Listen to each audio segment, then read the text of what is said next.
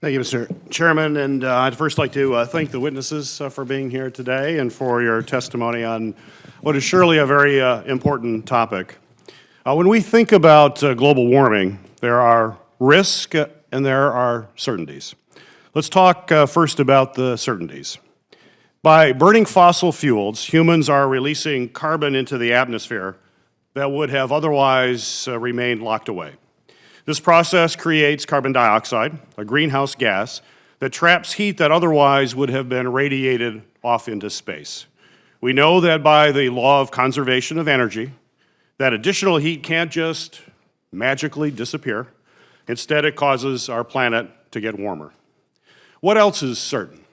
We've already seen the symptoms of a warming planet, not just in the temperature records, but in the rising sea and shrinking ice levels, in toxic algae blooms that are flourishing in the Great Lakes that were made worse by increased precipitation, runoff, and warmer water temperatures, tainting drinking water for 2.8 million people in recent years.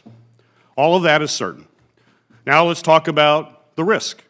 Managing risk is all about looking at a range of possible outcomes and consequences, looking at the likelihood of each of those consequences, and then looking to see if there is anything you can do to reduce the likelihood of those consequences, or both. From our models and from our understanding of the science, we see a range of potential outcomes, a range of possible warming trends, a range of consequences based on those trends. There are implications for our national security, for the economic health of our country, for our food supply and agriculture, and for the health and safety of Michiganders, Americans, as well as people all around the planet. The possible consequences of all these areas range from the bad to the catastrophic. Given our best scientific judgment of our risk posture, of the consequences we face as a civilization, and the likelihood of those consequences occurring, we must do what we can to mitigate these risks. We're going to hear today that there is some disagreement in the scientific community over the magnitude of that risk. As a matter of fact, I know we're going to hear from 3 scientists and a political commentator and blogger who disagree with varying aspects of the scientific consensus, as well as to argue that the science is not settled. Well, here we need to support our scientific community so that they can continue to answer the open questions and help policymakers make better understand the risks that we face. And we'll hear that scientists need to be protected from political interference from either side of the aisle. And I certainly agree that we need to support our scientific community and protect them from political influence. But I also know that while we continue to refine the science, we have to act on the risks and findings that our scientists have discovered.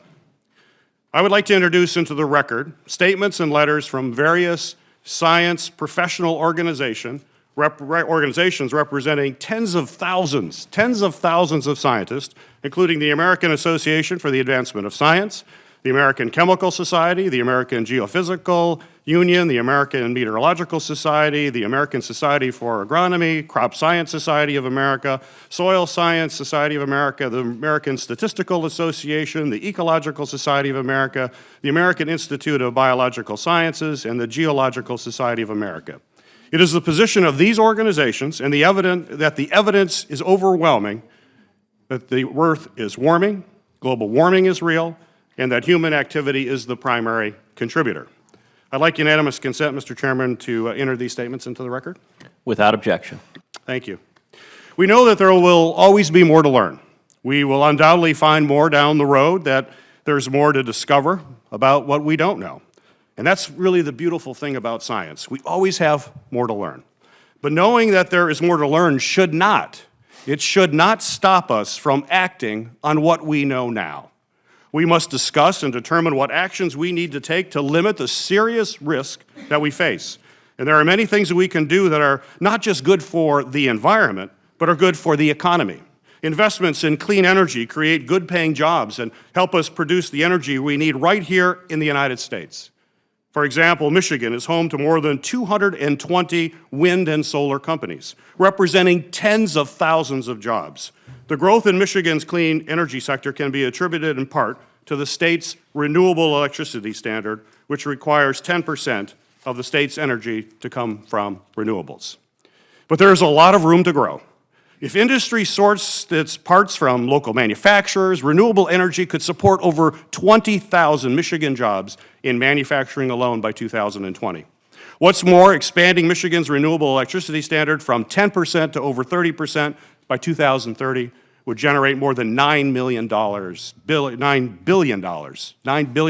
in new capital investments. Investments in research and science, including the understanding of our sun-earth system, pay dividends for our country's future economic growth, our economic competitiveness, and our very way of life. China certainly understands that. So if we miss this opportunity to make these investments now, we may soon find ourselves falling behind in the global economy. So let's focus on innovating our way out of this problem, and let's take a big step forward as a country.